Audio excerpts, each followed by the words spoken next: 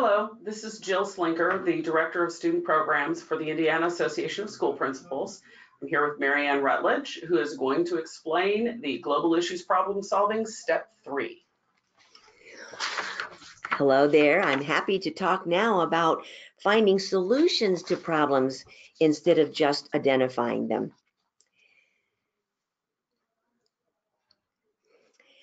First of all, when you start to brainstorm solutions, you want to go over those rules. Make sure that they're not commenting on each other's ideas. We want to get as many ideas as possible without someone saying, oh, my idea wasn't any good, I'm not going to say anything more. What I would like to have you do is have the students write their key verb phrase, just the verb and probably that prepositional phrase, on one of those strips of paper, and write the purpose on another in big letters and put that in the middle of the table for everyone to see. That way, as they're brainstorming, they are going to be focused on what it is they're trying to do instead of getting sidetracked into smaller issues. So put those key verb, KVP and purpose strips in the center of the table. And then again, each of the team's members will have strips of paper, the fuzzy, and the category list, again, for only problems 1 and 2, which are practice, with them as they brainstorm. Remember, we don't want a recorder so that all 4 students are offering ideas. Each student will say out loud what the solution idea is. Write the main idea or keywords on the solution strip. Just, again, 3 or 4 words is enough. And then put the strip of paper in the center of the table. You, as the coach, can circulate while those students are brainstorming for problems 1 and 2. Encourage them to apply solution ideas from the research. Again, there will be points given for obvious use of research at the end of the booklet. Remind them to use the category lists for possible solutions. And that list is included here. One of the ones I want to talk about is defense. When I first started, I thought about defense as the military. But it actually is more than that.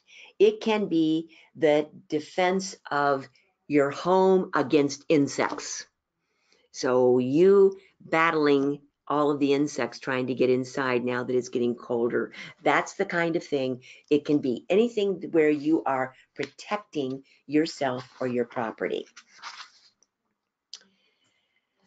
Again, you will end the brainstorming session when the teams seem to have run out of new ideas.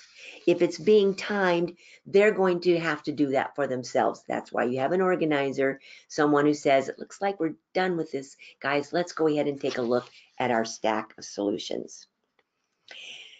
The students will lay those strips in rows in the center of the table and stand on one side of the table so they can see them all at the same time. Again, start by looking for duplicates. If they find 2 that seem alike, put one strip on top of the other and attach them by turning down the upper left-hand corner. Lay that combo idea in the center of the table and continue looking for duplicates. Hopefully there won't be too many because it's harder to find solutions. You've narrowed your focus and we need 16 if we can get them. As they find ones they really like, push those to the right and keep looking until you can get to your 16. Again, I want to say we need to get as many categories as possible. You get 1 point for each of the categories you use.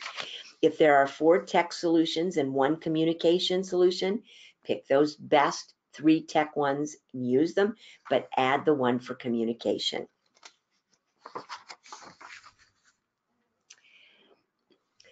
When you get ready to write solutions, have each team member choose 4 of those strips in the middle that they like and understand.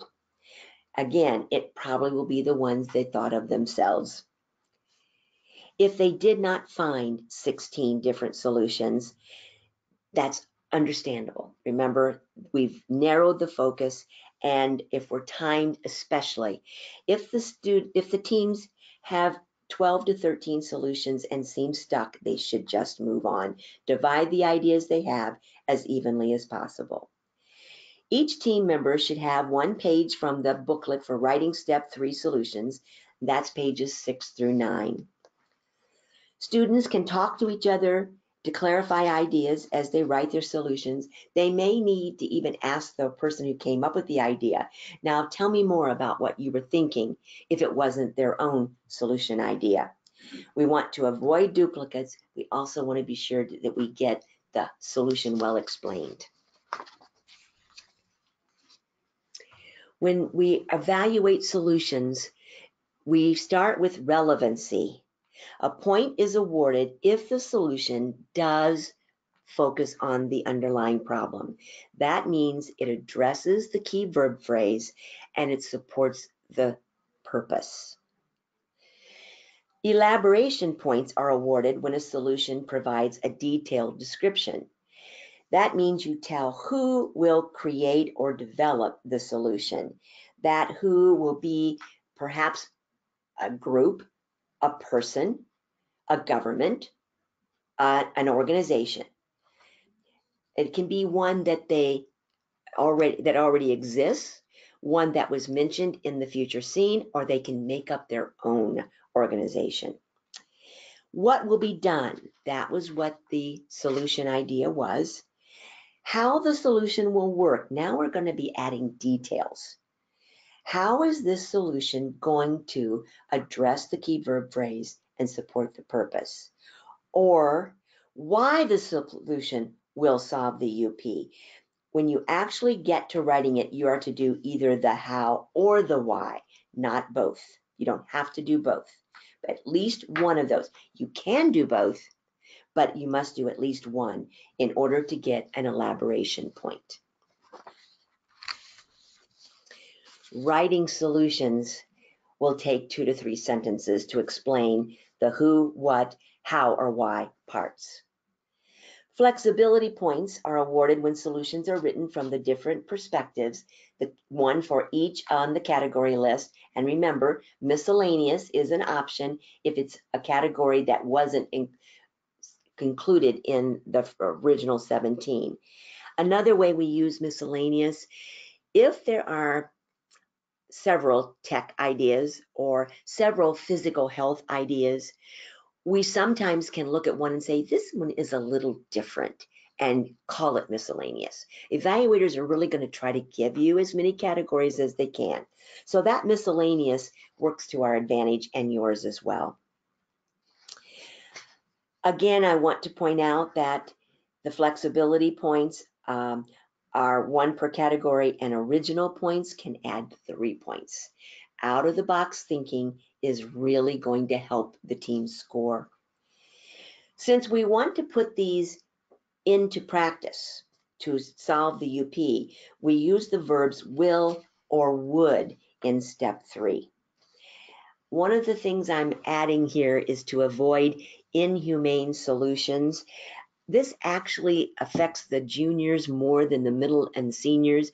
But once somebody makes the idea, or we're just going to kill them all, they'll laugh. And then the first thing you know is they're coming up with other inhumane things. And those are not the kind of solutions we're hoping to get. So try to tell them to be humane when they are coming up with, when they're writing these solutions out. And now we'll look at some examples. Again, for juniors, I've tried to make it more simple.